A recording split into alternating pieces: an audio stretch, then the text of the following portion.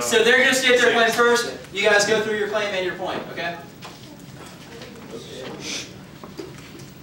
So, I claim that Brutus needed to ask more people and not make such big decisions by himself.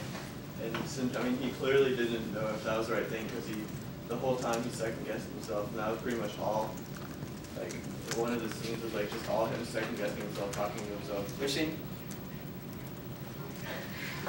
I'm going to do this to everyone. Isn't it Act 2, Scene 1? Act 2, Scene 1. Isn't it? Yeah. Page 18, if you're looking at the book.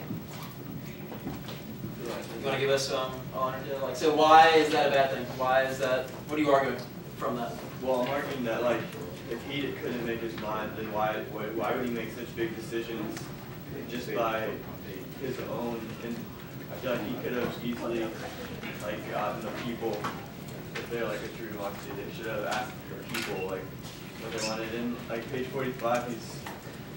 So also, good point. So it's a republic, more so, it's less of a democracy because only certain people, very few, get to choose. But it's a republic, which that still works, right? It's a public thing, res publica. So yeah, good. Continue. And then on page 45, he's talking about how he says, "As Caesar loved me, I weep from him. As he was fortunate, I rejoice. As he was valiant, I honor him. But as he was ambitious, I slew him." Like, he's talking. At first, he's like talking about all these great things about Caesar, and just like how like good of a person Caesar was, and then he just says one thing bad about Caesar, and he's like, that one thing has to be what takes Caesar down. So what kind of appeal do you think he was trying to use to the people? He was definitely. I think he was going for emotion. So. Do we agree? What's that called? Pathos. Yeah, I'm also. Oh yeah, he's going for pathos. Okay. Other points? Well, when Antony was saying the speech, he also read Caesar's will, and in Caesar's will, he left 75 drachmas to every single person, and he also left everything that he owned. So basically, if he left everything he owned to the people of Rome, how could he be ambitious? Nice. Okay. Chris? Well, like they could have reasoned with him instead of making such an executive decision to kill him. Like, when they were talking to him in Act 3, Scene 1, right before they killed him, when Caesar was going through what he was saying, they could have like stopped him and probably found more flexible ways to handle everything instead of just like taking the initiative to kill him. So where are you saying?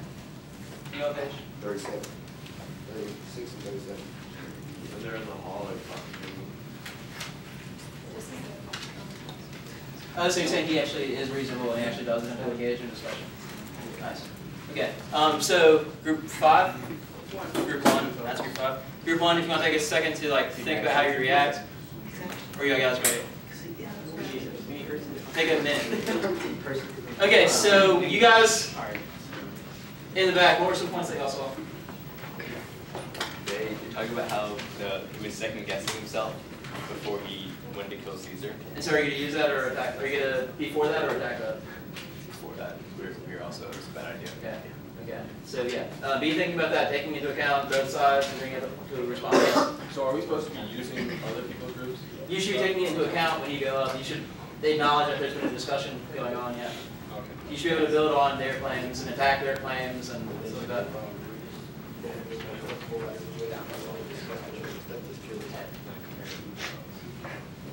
Wait, question. Are they going to have a chance to respond to what they say? No. Because how is that fair if they go first and they get to have Well, the next group has to do their job, right? The next group that has their How do you know Then who doesn't wins? that automatically? How do you get a win? It's not, the purpose is the discussion and you refer to the next, not when you actually get a trophy. Okay. I want to win. Always joking. You want your review? First, Alright, you guys ready? Like 30 more seconds. So what? 30 more seconds? Yeah. Okay. Are we like, give me 17 more seconds? We'll see. We can all vote. Wait. Would that be better, guys? If we vote on which side one or the other? Sure. Okay. It's a fact. Are we ready? I'm building my. Just put the bracket down. Okay, great. Everybody, let's go.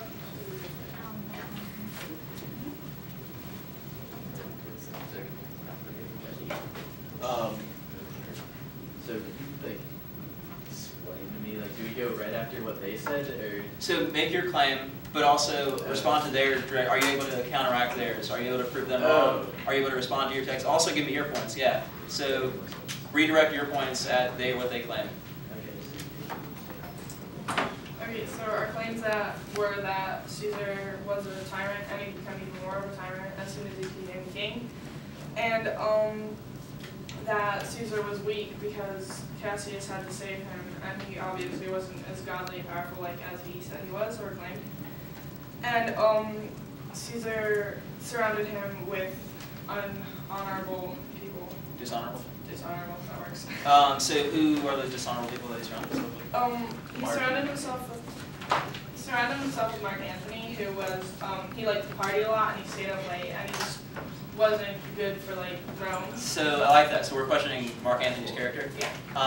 Which Roman virtue might that go against? First one, ethos. Those are the rhetorical appeals. What's the three virtues? What are my three virtues? Civitas, Vietas, and Charis. Which one of those does it go against? Civitas. How does partying go against community? Well, because Caesar surrounded him with like somebody who would like obviously had no care for the people. He was just running around doing whatever he wanted to do, and Caesar was claiming that he loved the people, but at the same time he was just kind of dishonoring them by having including Mark. Okay, I like that. Yeah, that's good. And also, Caesar believed in like the soothsayer, and like they weren't really respected back then, I guess. Well, the higher people didn't respect them.